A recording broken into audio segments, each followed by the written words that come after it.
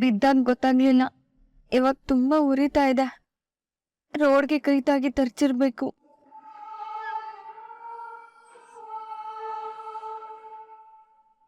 ಮೀರಕ್ಕ, ಏನ್ ಮಾತುಕತೆ ಏನು ಇಲ್ಲ, ಬೆಳೆಯಿಂದ ಸುಮ್ಮನೆ ಕೆಲಸ ಮಾಡ್ತಾನೆ ಇದೀಯಾ? ಸುಮ್ಮನೆ ಇರಕ್ಕ. ನಾನು ಬೇಗ ಬೇಗ ಕೆಲಸ ಮಾಡ್ಬೇಕು, ಬೇಗ ಬೇಗ ಕೆಲಸ ಮುಗಿಸ್ಬೇಕು.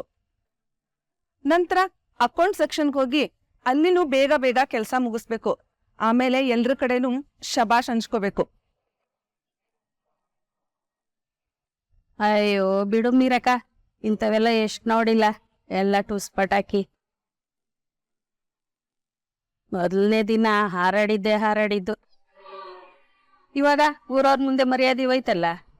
ಅದಕ್ಕೆ ಹೇಳೋದು, ಹೊಸಬ್ರ ತರ ಇರ್ಬೇಕು ಅಂತ.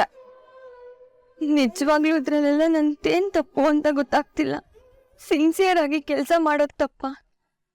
ಯಾರಾದ್ರೂ ಲೆಕ್ಕ ತಪ್ಪು ತೋರಿಸಿದಾರೆ ಅಂತ ಗೊತ್ತಾದ್ರೆ ಅದನ್ನ ರಿಪೋರ್ಟ್ ಮಾಡೋದ್ ತಪ್ಪ? ಅದಕ್ಕೆ ಆಫೀಸಿಗೆ ಲೇಟಾಗಿ ಬಂದಿನ ಇವೆಲ್ಲ ಸೇರಿ ತೀರ್ಸ್ಕೊತಿದಾರ. ಇವ್ರ ಸಾಲ್ದು ಅಂತ ಇವತ್ ಇವ್ರ ಜೊತೆ ಮಹೇಶರು ಸೇರ್ಕೊಂಡ್ಬಿಟ್ರಲ್ಲ. ಇರ್ಲಿ, ಈಗ ಅದನ್ನೆಲ್ಲ ಯೋಚನೆ ಮಾಡ್ತಾ ಕೂತ್ರೆ ಇವತ್ ಮಾಡ್ಬೇಕಾಗಿರೋ ಕೆಲ್ಸ ಹಿಂದೆ ಬೀಳುತ್ತೆ. ಕೆಲ್ಸ ಹಿಂದೆ ಬಿದ್ರೆ ಮತ್ತೆ ಬಯಸ್ಕೋಬೇಕಾಗತ್ತೆ.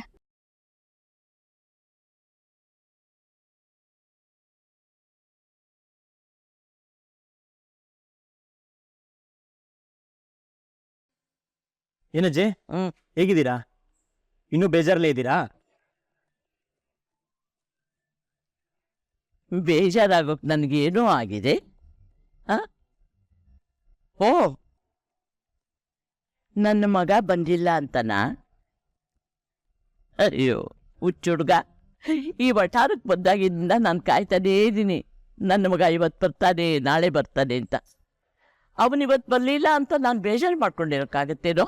ಪರವಾಗಿಲ್ಲ ಅಜ್ಜಿ, ಕೂತಲ್ಲೇ ಎಂಥ ಫಿಲಾಸಫಿ ಅಡಾಪ್ಟ್ ಮಾಡ್ಕೊಂಡಿದ್ದೀರಾ ನೋಡಿ. Such A positive thinking. ನಾನು MBA ಮಾಡಿದ್ದೀನಿ. ಒಂದೊಂದ್ಸಾರಿ ಮುಂದೆ ಏನು ಮಾಡ್ಬೇಕಂತ ಗೊತ್ತಾಗದೆ ಕುತ್ಕೋತೀನಿ. ಸ್ಟ್ರಾಟಜಿ ಹೇಗೆ ಪ್ಲಾನ್ ಮಾಡ್ಬೇಕಂತಾನೆ ಗೊತ್ತಾಗಲ್ಲ ಅಜ್ಜಿ. ಹುಚ್ಚುಡುಗ, ಅದೇ ಮತ್ತೆ ಹಣ ಸಂಪಾದನೆ ಹೇಗೆ ಮಾಡಬೇಕು ಅನ್ನೋದನ್ನ ಕಾಲೇಜಲ್ಲಿ ಕಲ್ತ್ಕೋಬಹುದು. ಆದರೆ ಜೀವನ ಹೇಗೆ ಮಾಡಬೇಕು ಅನ್ನೋದನ್ನ ಕಾಲೇಜಲ್ಲಿ ಕಲ್ಸೋಕ್ಕಾಗಲ್ಲ ಕಣೋ. ನಮ್ಮ ಸುತ್ತಮುತ್ತ ನೋಡ್ತಾ ಇದ್ರೆ ನಮ್ಗೆಷ್ಟೋ ಪಾಠಗಳು ಸಿಗುತ್ತವೆ ಕಲ್ತ್ಕೊಳ್ಳೋಕೆ.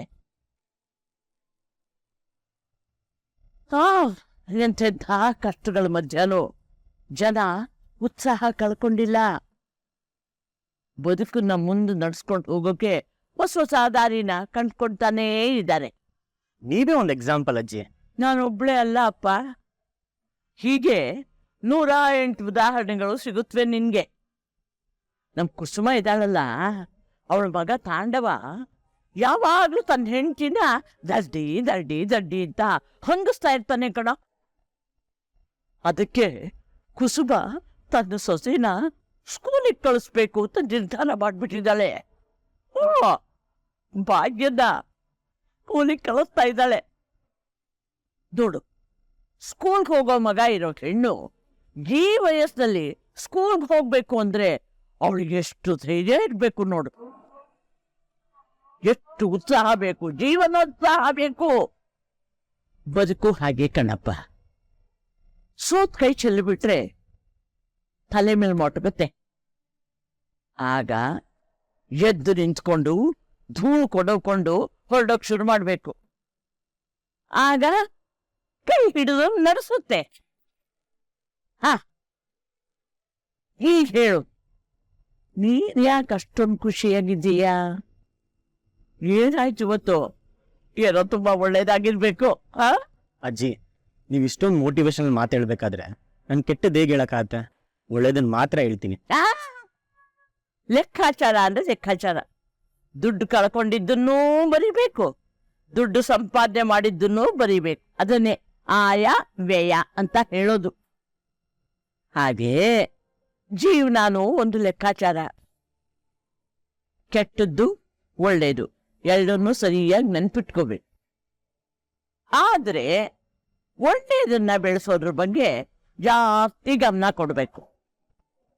ಕೆಟ್ಟದ್ದು ಹೇಗೆ ಬಂತು ಅನ್ನೋದನ್ನ ಯಾವತ್ತೂ ಮರಿಬಾರ್ದು. ಈಗ ಹೇಳು, ಏನಾಯ್ತು? ಇವತ್ತು ಒಳ್ಳೆ ಆರ್ಡರ್ ಸಿಕ್ಕಿತ್ತು ಅಜ್ಜಿ, ಒಳ್ಳೆ ಕಲೆಕ್ಷನ್ ಆಯ್ತು. ನೋಡು, ಹೀಗೆ ನಿಲ್ಲಿಸ್ಬಿಡ್ಬೇಡ, ಮತ್ತು ಕೇಳು. ಇವತ್ ನಾನು ನಮ್ ಬಂಗ್ಲೋ ಹತ್ರ ಹೋಗಿದ್ದೆ. ನಮ್ ಫ್ಯಾನ್ಸಿ ಕಾರ್ಗಳೆಲ್ಲ ಸಾಲ ನಿಂತಿತ್ತು.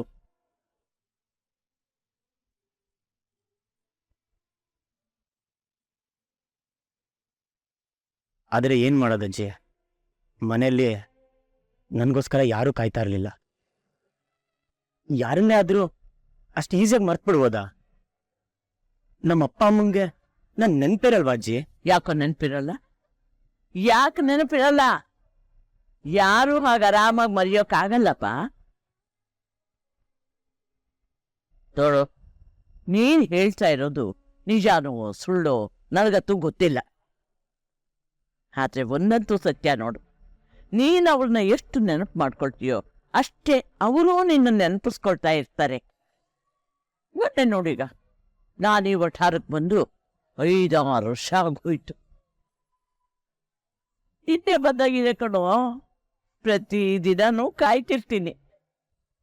ಆದ್ರೆ ಮಗ ಒಂದಿನಾರು ಬರಲಿಲ್ಲ. ಹಾಗಂತ ನಾ ಕಾಯೋದ್ ಬಿಡ್ತೀನ?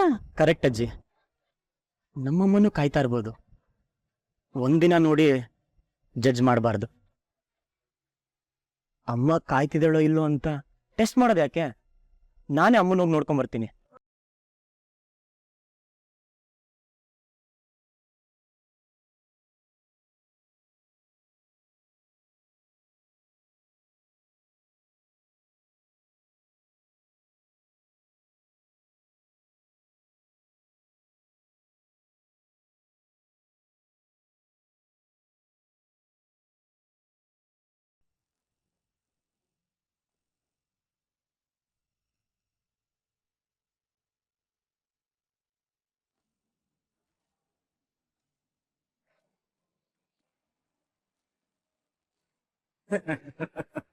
ಈಗ ಬಂದ್ರ ಮೇಡಮ್? ನಿಮ್ಗೋಸ್ಕರ ಇಡೀ ಮನೆನೇ ಕಾಯ್ತಾ ಇದೆ. ಯಾಕೆ ಲೇಟ್ ಮಾಡಿಬಿಟ್ರಿ? ಭಾಳ ಬೇಜಾರಾಗೋಯ್ತು. ಅಲೆಲೆಲೆಲೆಲೆಲೆ, ಏನು ಇಷ್ಟೊಂದು ಎದ್ರಕೊಂಡ್ಬಿಟ್ರಿ?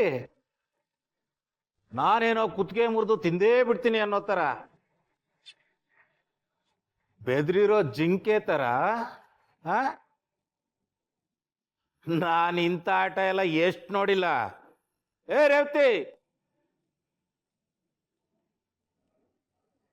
ಬೆಳಗ್ಗೆ ಗಾರ್ಮೆಂಟ್ಸಲ್ಲಿ ನಡೆದಿರೋ ವಿಷಯನ ಮನಸ್ಸಲ್ಲಿ ಇಟ್ಕೊಂಡಿದ್ದಾರೆ. ಅದೇ ವಿಷಯಕ್ಕೆ ಇವಾಗ ನನ್ನ ಎದುರಿಗೆ ಅಮ್ಮಂಗೆ ಹಿಂಸೆ ಕೊಡ್ತಾರೆ ಅನ್ನಿಸ್ತಿದೆ. ಬೇಡ ಮಹೇಶ್ ಸರ್, ಇದ್ರಲ್ಲಿ ಅಮ್ಮನ ಯಾಕೆ ಹೇಳ್ಕೊಂಡು ಬರ್ತಿದ್ದೀರಾ?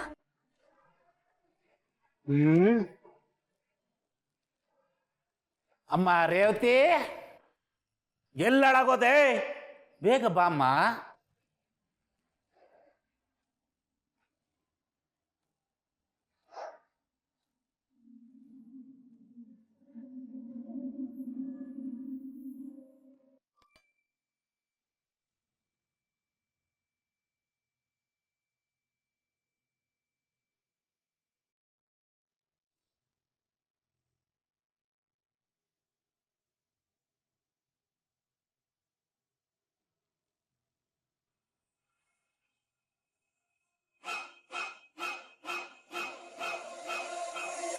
ಓಹ್, ಗೋವಾ ಕನ್ಫರ್ಮ್. ಫೋಟೋನು ಕಳಿಸಿದ್ದಾರೆ.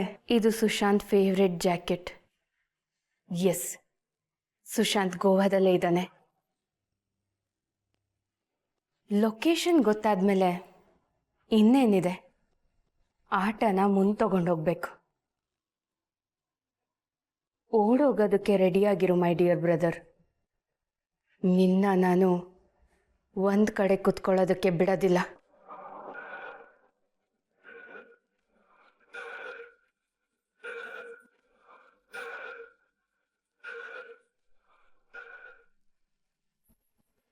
ನಾನು ನನ್ನ ಗುರಿ ತಲುಪೋದಕ್ಕೆ ನೀನು ಈ ಮನೇಲಿ ಇದ್ರೂ ಆಗಲಿಲ್ಲ, ಈ ಮನೆಯಿಂದ ಹೊರಗಡೆ ಇದ್ರೂ ಆಗ್ತಿಲ್ಲ.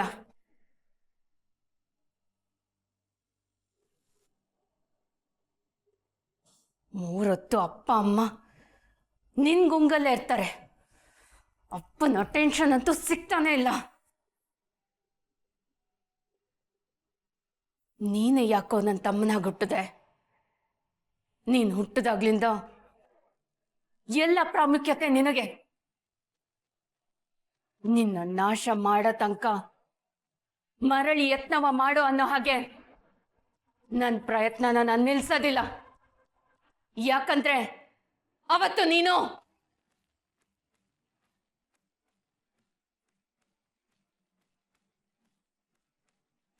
ಬೇಡ ಬೇಡ ಆ ವಿಚಾರ ನನ್ನ ಬಾಯಿಂದ ಹೊರಗಡೆ ಬಂದ್ರೆ ನಿನ್ ಮೇಲೆ ನನ್ನ ದ್ವೇಷ ಕಡಿಮೆ ಆಗುತ್ತೆ.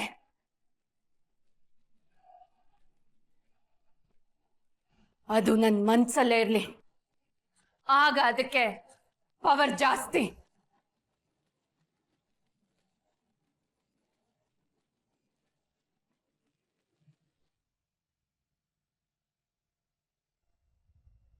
ಏ ರೇವತಿ, ಇಷ್ಟು ದಿನ ಒಂದ್ಸರಿ ಕರೆದ್ರೆ ಬರ್ತಾ ಇದ್ದೆ, ಈಗ ಇಷ್ಟು ಸರಿ ಕರೆದ್ರೆ ಬರ್ತಾ ಇಲ್ಲ.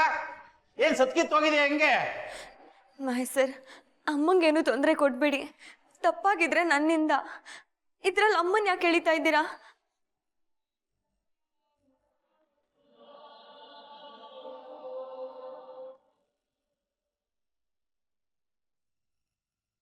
ಅಲ್ಲೇ ನೀನು ಹಿಂಗ್ ನಿಂತ್ಬಿಟ್ಯಾ? ಅಮ್ಮ ಮಗಳಿಬ್ರು ಈ ಮಹೇಶ್ ನೋಡಿದ್ರೆ ಇಷ್ಟೊಂದು ಎದುರ್ಕೋತೀರ?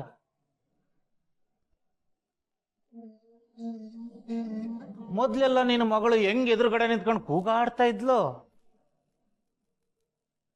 ಕೈಯಲ್ಲಿ ಖಡ್ಗ ಒಂದಿರ್ಲಿಲ್ಲ ಅಷ್ಟೇ, ವೀರ ವನಿತೆ ಪೋಸ್ ಕೊಟ್ಟಿರೋಳು. ಇವಾಗ ಇದೇನು ಲುಕ್ಕೇ ಚೇಂಜ್ ಆಗ್ಬಿಟ್ಟಿದೆ.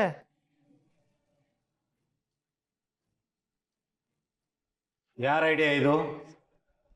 ನೀನ್ ಅವಳಿಗೆ ಹೇಳ್ದ ಇಲ್ಲ ಅವಳೇ ನಿನ್ಗೆ ಹೇಳ್ಕೊಟ್ಲಾ? ರೀ ಯಾಕ್ರಿ ಇದೆಲ್ಲ? ಬಿಟ್ಟು ಬಿಡ್ರಿ. ಅಯ್ಯೋ ರೇವತಿ, ಯಾಕೆ ಇಷ್ಟೊಂದು ಎದುರ್ಕೋತಾ ಇದೀಯಾ?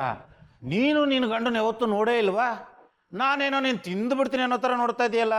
ಬಂದಿದ್ದೀನಲ್ಲ, ವಿಷಯ ಏನು ಅಂತ ಹೇಳಿ.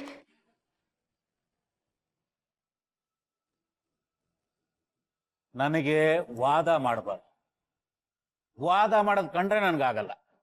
ಬಾ, ನನ್ನ ಪಕ್ಕ ಕೂತ್ಕೋ. ಕೂತ್ಕೋ ಬಾ ಅಂದೆ.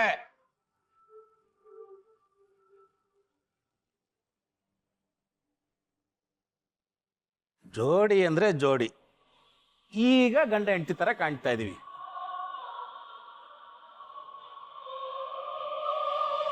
ಇರು, ಬೆನ್ನು ಸ್ವಲ್ಪ ಸ್ಟ್ರೈಟ್ ಮಾಡ್ಕೋ. ಮಗಳೇ, ಈಗೊಂದು ಫೋಟೋ ತೆಗಿಯಮ್ಮ.